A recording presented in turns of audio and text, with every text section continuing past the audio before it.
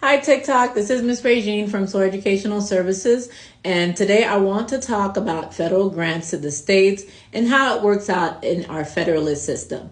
So prior to the Civil War, there was always a tension between states' right and federal right, and for the most part, the federal government fell back in many respects. So there were like the Panic of 1837 and other economic trouble where the federal government just stayed out of it and let the states handle it on their own. Now, after the Civil War, where it seemed like it became established that, okay, definitely there's federal supremacy. Like if there was any doubt, there's federal supremacy. So the federal government began getting more involved in what states were doing. So the first thing that they did was in 1879, they established the first federal grant, which was just to promote education for the blind. And then we had the 16th Amendment that was ratified in 1913, and that allowed the federal government to collect income tax. So it was very controversial when it first started, but that allowed the federal government to collect income tax, and that money could then be used to facilitate highway construction, vocational education, public health, and maternity care. So that kind of went on steadily, but the federal budget did not really grow much in those years. Now, we had the Great Depression, which started with the stock market crash in 1929. The then President Hoover, who really was a strong federalist, who did not believe that the national government needs to get involved in anything that was happening, did very little. He even vetoed a relief act that was being passed, and then he passed a more watered down version. So he really did not want to get involved into the state's realm. But that was very unpopular because people were hungry and dying and a lot of other problems. So he lost the election because of that. And then we got President Franklin Delano Roosevelt, who passed the New Deal. And that was the beginning of the growth of the federal government. So remember, during this time, there was a lot of poverty, and he created many different programs like the TVA and the CCC and so many different acronyms. So it says that President Roosevelt passed a New Deal, which expanded the federal spending with 16 new federal grants. But even in 1940, so towards the end of Roosevelt's presidency, the federal allocation to states still represented just 0.9%. Yes, that is less than 1% of total federal spending. In 1940, with all of that spending with the New Deal and things like that, the federal government gave $1 billion to the states in the form of grants. And most of these grants were categorical grants. But we'll talk more about that in a little bit. Now, the next period where the federal government grew more was under Lyndon B. Johnson. He created this program called the Great Society. So the Great Society introduced things such as Medicare and Medicaid. And so that was a further expansion of the federal government, again, using categorical grants and block grants. So there are three main types of grant that the federal government gives. The first one initially was the categorical grants, which were very specific. So they would be for specific program. And there were some oversight just to make sure that the money was being used wisely, and that, there was just no cheating or anything like that happening. Under Lyndon B. Johnson, block grants became more popular. So that gave a little bit more leniency to the states. So they would give a large amount to each state, and the states had some flexibility in how they implemented the program.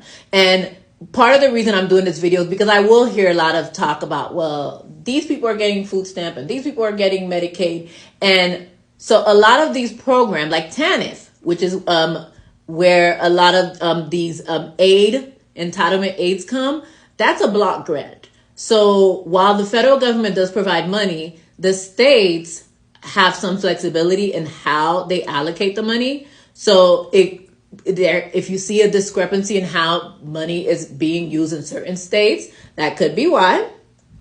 The third way is general revenue sharing, which has no rules, so they can just do whatever they want.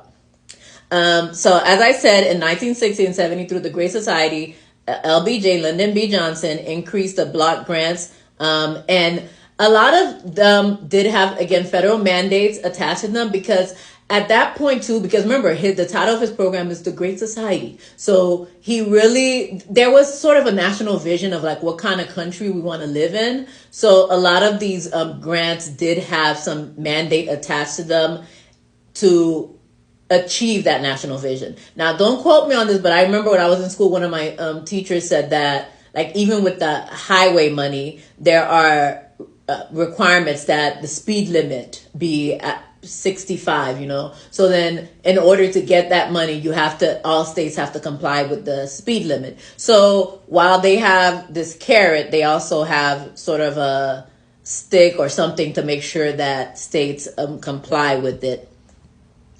Reagan continued with the block grant, and what he did was he consolidated 77 categorical grants into 9 block grants. So remember, a lot of Republicans do not want the federal government to be actively involved, in states' day-to-day management. So it makes sense. The categorical grants are more specific. The block grants are more flexible. So then, again, once he consolidated those grants, states had the leeway to do what they want with it and allocate it the way they want. As I said earlier, TANF, which was revised from AFDC under Bill Clinton, and that's a block grant. It is worth about $5 billion. Under Bush and Obama administration, and even with Bush, you might think that the federal government stopped expanding. Nope, it kept expanding. So think about things like the No Child Left Behind. So when the federal government creates a program like that, and they do create grants that states are able to apply for, they're able to get, different school district, local educational agencies. Well, those are federal grants, and it was expansion of the federal government. Obama expanded the federal government through more of the medical aspect of it. He increased healthcare through federal grants. So as we stand now, in fiscal year 2024, the federal government provided an estimate of $1.1 trillion to state and local government. That accounts for about 1/3 of the federal money that that accounts for about 1/3 of the state's revenue. So states have other ways of getting money. So 2/3 of their revenue might come from other places. Medicaid is the largest one right now. So as far as what the federal government is spending money on an allocation to the states, $615 billion in 2023 was for Medicaid. And I did say it accounts for about 1/3 of federal spending, and that does vary from state to state. So here in Georgia, where I am, that about 36% of the state spending comes from the federal government. New York is 37.5%. Alaska is as high as 50%, and Hawaii was a low of 22%. So just wanted to share a bit about the development of federal grant. It has definitely grown, over from 1940 and to today. So I guess about 80 years or so. It has definitely grown, and how the money is used. But when you're seeing sometimes the discrepancy between this state and that state, it's because first, the state's revenue in itself, how much are they depending on that federal grant? How much can they supplement it with their own money? And whether this grant that they have, whether it was a categorical grant or a block grant, in which case the states have varying amount of flexibility in how they apply it. Well, I hope this was helpful, and I'll see you guys next time. Bye.